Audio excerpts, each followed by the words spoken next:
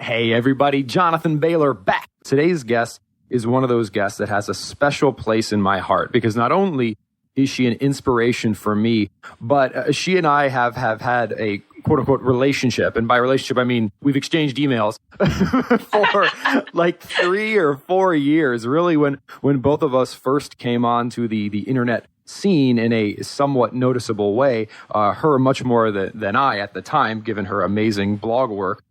And it's just been a wonderful journey together. And I also learned, and we're going to prove this during the show, that we both can say the alphabet backwards, which we will prove on the show today. And she is none other than the author of the epic and upcoming book, Death by Food Pyramid: How Shoddy Science, Sketchy Politics, and Shady Special Interests Ruined Your Health and How to Reclaim It. She is the Denise Minger. Denise, welcome to the show.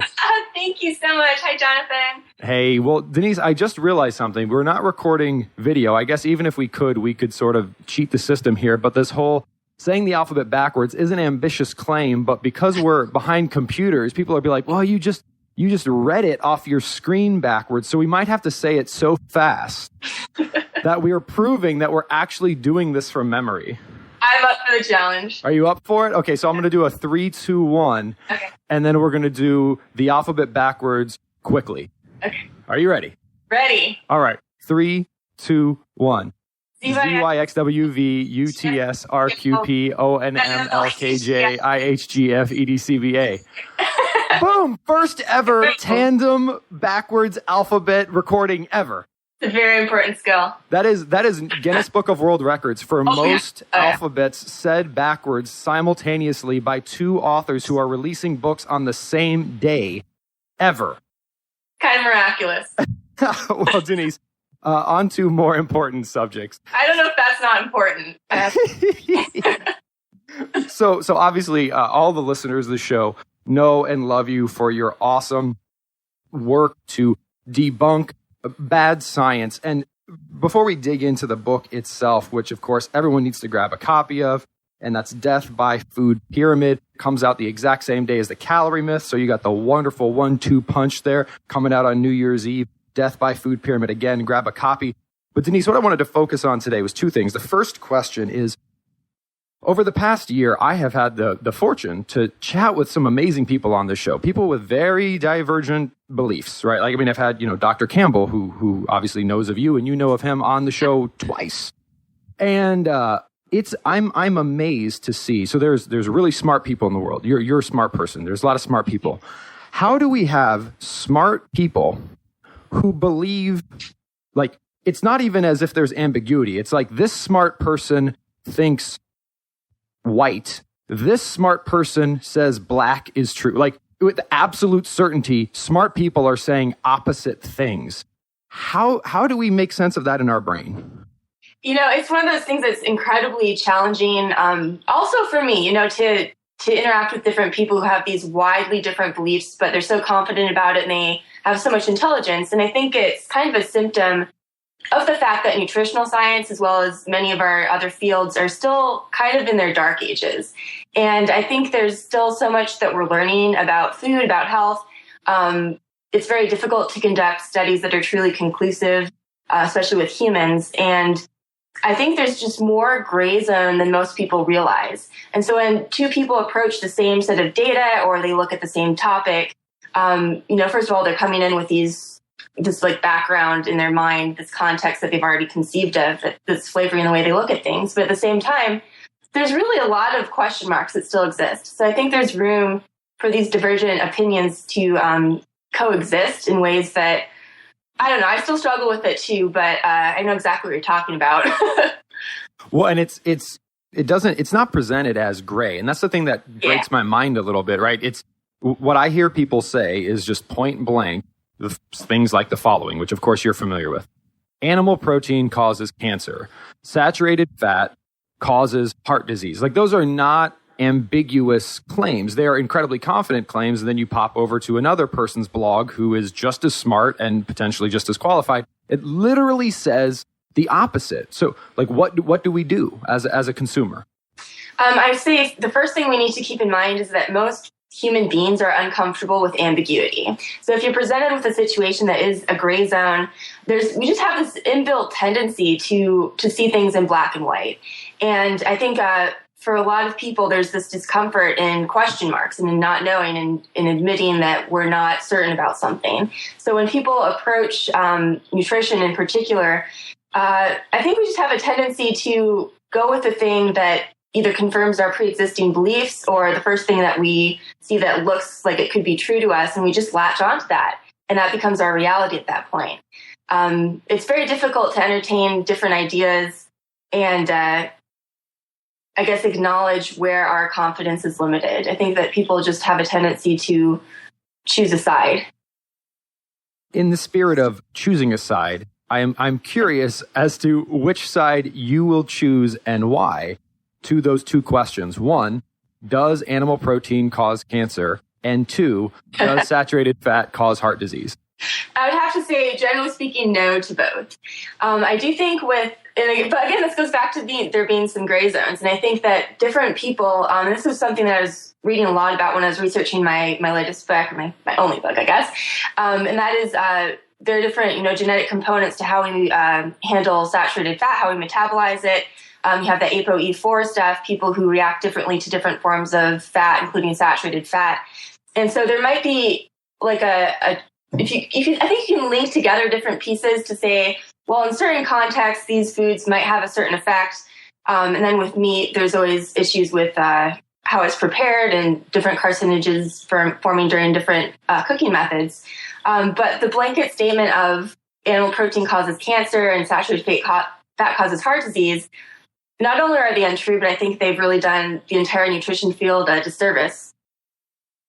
And it also seems, Denise, this now bleeds into the second big question, which is this position of no, animal protein does not just blanketly cause cancer, and no, saturated fat does not just blanketly cause heart disease, is still thought of as contrarian when, for example, the Harvard Medical School has published in the Journal of the American Medical Association statements saying like saturated fat does not cause heart disease, and have gone on record saying that we did giant meta-analyses, and like, for example, the Women's Health Initiative study, those who ate the most protein there was no problem there. I mean, so you've got these giant mainstream institutions also making these statements, yet it's still considered the contrarian point of view. What's going on there?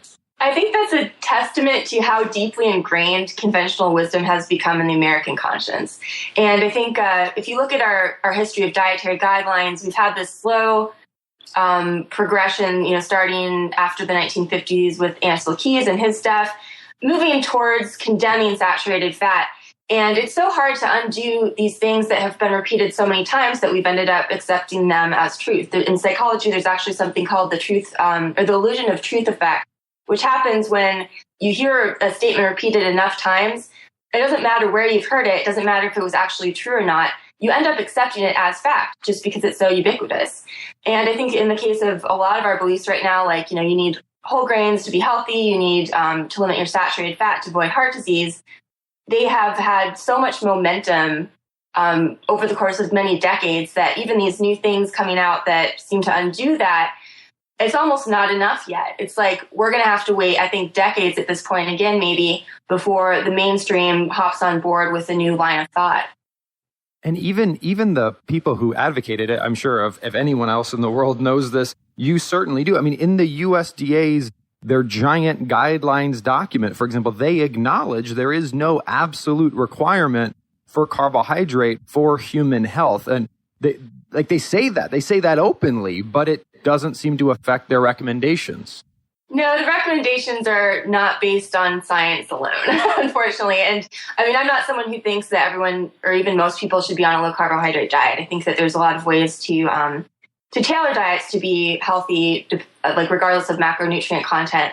But in the case of the USDA and these guidelines that keep coming out, they're basically being bullied by the food industry to avoid saying certain things, to avoid discouraging Americans from eating less of anything. If you look carefully at the way things are phrased, it's all choose more lean meats. It's not saying eat less red meat. It's saying, moderate your sugar intake, not eat less sugar.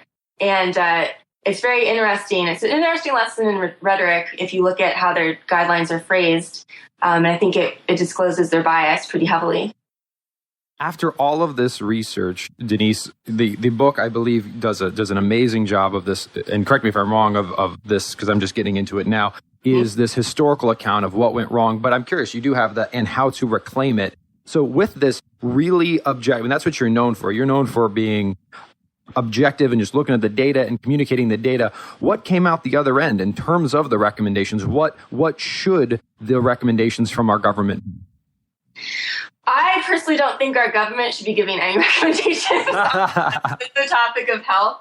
And I think the problem occurs when you're trying to prescribe a universal diet to an incredibly diverse population, people with different health histories, with different backgrounds, different needs nutritionally, and to say that everyone can eat an identical assortment of foods and have the same reaction to it physically, I think is just hogwash. I think that we really need to focus more on individual variation and respecting where each person finds success with a certain diet versus another person. And so anytime the government is going to give out these blanket recommendations, it's going to be targeted, hopefully, to the majority, but there's always going to be these people on either end of the bell curve who are going to get left in the dust, and for whom these recommendations, even if they were great recommendations, are not going to have the intended effect. So my whole thought with the government, they can stick with supporting agriculture if they need to. Obviously, the USDA needs to support farmers and whatnot for the economy, but the whole let's have the government interfere with what we're eating, I just don't think it's possible for that ever to work out well. And that certainly makes sense. And that said, if the government isn't making guidelines, like people are going to get and seek out guidelines from somewhere, certainly. Right. So whoever's doing it, what would you think those guidelines should be? First of all, I would say, just as a core recommendation, people really need to avoid vegetable oils, the highly industrially processed, high omega-6 stuff that's just in everything these days. Pretty much all of the cheapest foods that the government subsidized, I think, are the things that we need to avoid. Refined corn and grain products, high fructose corn syrup, sugar added to things.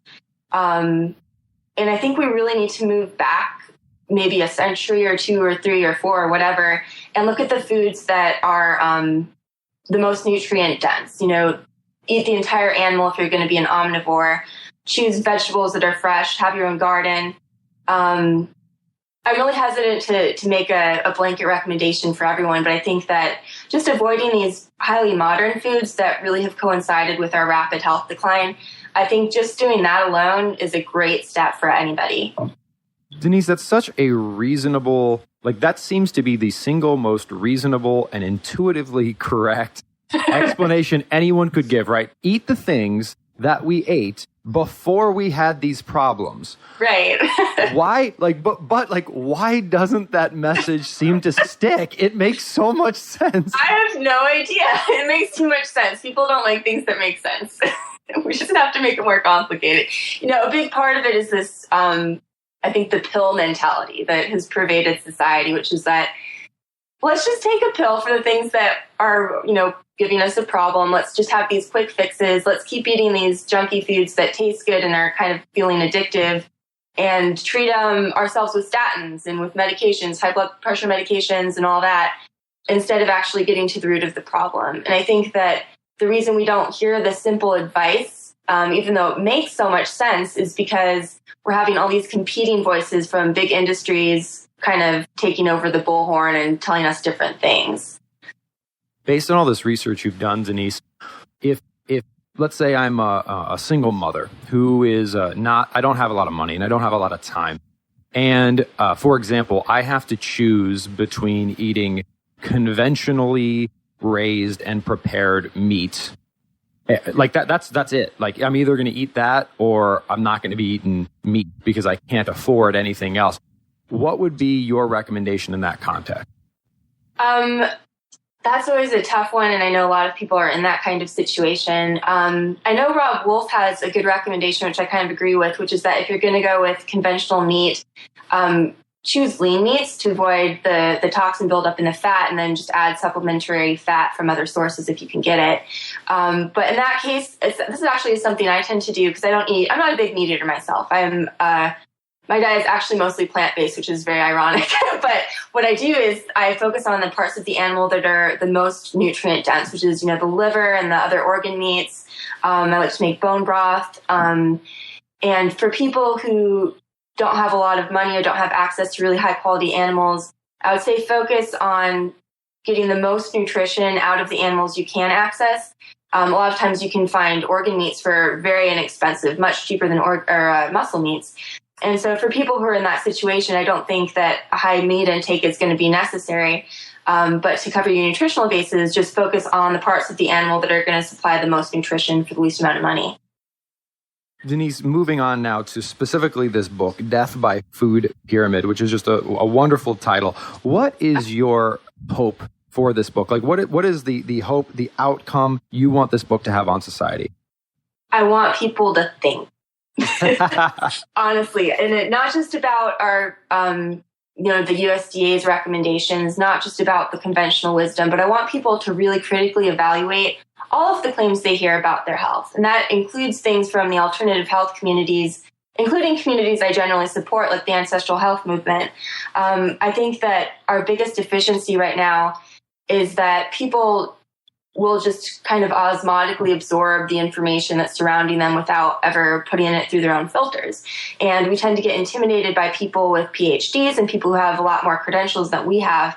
And we tend to think that science is this big, lofty thing that's kind of floating out in the abyss, and that we as lay people cannot access it unless we've gone through a lot of schooling and that we've paid hundreds of thousands of dollars for a PhD education.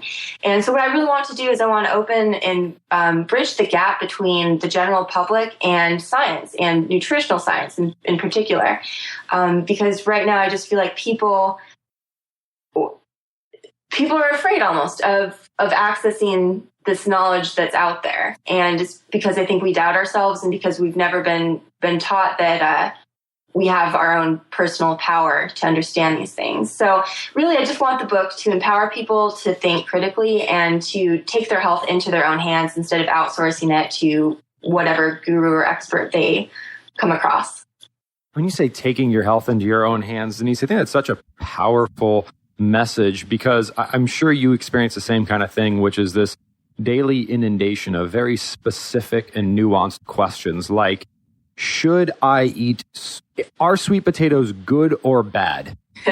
And it's kind of like, well, when you eat sweet potatoes, does it help you reach your goals, or does it hurt you from stop you from reaching your goals, rather than like this global statement for all people ever, in any circumstance ever, should they eat sweet potatoes or not? That doesn't seem like it's necessarily even a productive conversation to have. It seems like the productive conversation is, are sweet potatoes helping me to achieve my specific goals? Exactly. Yeah, I think that's a big problem right now, is we've kind of divided a lot of foods into this segregated list of good versus bad. And I think that does a disservice to the entire understanding of nutrition. And I think that it does a disservice to people who are trying to get healthy, because that good and bad distinction is often, again, it's like a shade of gray thing. And I think it's another expression of this black and white thinking. So I definitely agree with that. Well, Denise, you've got this book coming out on the 31st, New Year's Eve, Death by Food Pyramid, How Shoddy Science, Sketchy Politics, and Shady Special Interests Ruined Your Health, and How to Reclaim It. So what is next for you in 2014? Is it a giant, skywriting tour to help people learn how to understand, or what's coming up next for you? Sleeping a lot. Nice. Sleeping a lot. I'm kind of in recovery mode right now, as you've probably experienced. Writing a book is a very draining experience, and I think there tends to be a period after that where you just have to take care of yourself for a while. But I really would like to get back into blogging more frequently. I just posted the other day the first blog post that I've written in a year and a half, and it felt very good to write it. It felt very good to post it and resume interacting with just the wonderful people out there who are exploring the same topics I'm interested in. So I would really like to continue blogging. I'm hoping to speak at some conferences, and I don't know if I'll be doing a tour or whatever, but it's kind of a question mark right now. So who knows? Well, Denise, I'm going to put you on the spot here, and I'm going to try to enroll you in a movement that I think you are already supporting based on page 224 of your book. So page 224 of your book has this fabulous drawing that would only be created by someone like Denise because she's got that awesome left brain action going on. And it's these like 3 or 4 overlapping triangles that basically show how diets, which are presented to us as completely different and mutually exclusive things, have a lot in common. So Denise, how much do you think, how passionate are you about trying to get people who all agree that processed garbage is bad and things you find in nature are better than that, to work together to get the 99% of the American population who doesn't yet know or believe that to be healthier and not die? I think that's awesome. Yeah, no, I think that's exactly what we need right now. We need to stop arguing with each other because that's really holding back a lot of our progression in terms of what we're learning and how we're moving forward with our understanding of nutrition. Because, we have all these rivaling diet communities and they're just like, you're wrong, no, you're wrong, no, you're wrong. And we fail to see, that central core that we can all focus on, and that's the message we should be spreading instead of focusing so much on attacking each other. You're so spot on, Denise. I often wonder, I don't actually think this is happening, but I often wonder if like General Foods has someone who just like goes on to blogs and internet discussion boards and like riles up the internet nutrition community so that they'll just spend their time arguing with each other while they kill millions of people a year on their processed garbage. If they don't have that as a strategy now, they probably will after you've said that. Because it's like, oh yeah, you guys keep infighting. We'll just go over here and keep telling, it's only 140 calories. Coke's not that bad for you. Denise, well, I love it. Well, where can folks go to learn more about you and the new book, Death by Food Pyramid? So my blog is www.rawfoodsos.com. And I think I have the domain deniseminger.com as well that redirects there, so you can try that if that's easier. And my book is available on Amazon. It should be available in major retail stores, I think, starting after January 1st. And right now you can actually get it mailed to you sooner from Mark's Daily Apple, from primalblueprintpublishing.com. And if you go there, there's an option to order the book, and I think you get some freebies if you order it before December 31st or by December 31st. So those are your options for reading that. And other than that, people can email me or do whatever they want, send, bottle messages, smoke signals. I'm not for it all. I love it. Well, Denise, thank you so much for joining us today for the massive amount of time. I mean, of course, folks, this is now old news, but if you haven't read Denise's work that she's made freely available to the world that has to do with a very popular book that was published many moons ago, she's an amazing woman. She's an amazing example for all of us. So I just so appreciate all the time and effort you put into, frankly, saving lives, Denise. So kudos to you, and friends, please go check out Death by Food Pyramid. If it is at all like Denise's previous work, which I'm sure it is fabulous. So Denise Minger, again, thank you so much for joining us today. Thank you so much for having me. Listeners, I hope you enjoyed this wonderful conversation as much as I did. Again, today's guest, the brilliant Denise Minger, her book, Death by Food Pyramid. Check it out. And remember, this week and every week after, eat smarter, exercise smarter, and live better. Ciao to you soon.